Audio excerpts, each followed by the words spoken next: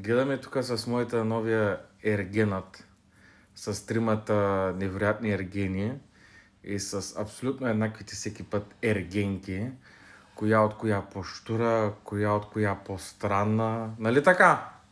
Точно така. И не можем да разберем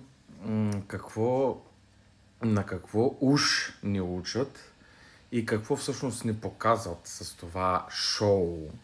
Любовно реалити. Защото повечето от младата аудитория на това предаване го взима за пример. Един вид, че е съвсем нормално да се състезаваш за любов, да се бориш срещу вятъра, да имаш огромен избор, като например 20 жени да те харесват. Това е нещо страхотно, невероятна стойност за един мъж.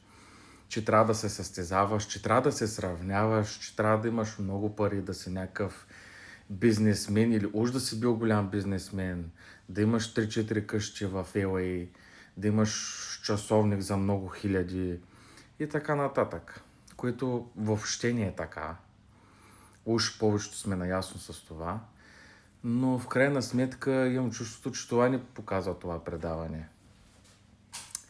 Че момичетата трябва по сценарии много да те харесват, без да те познават какъв си, да са влюбени по сценарии, без да знаете що като човек си, всичкото с цел ефирно време и с цел повече последователи, но айде сега, нали, от нас да мине и много такива неща. Но какво да се направи?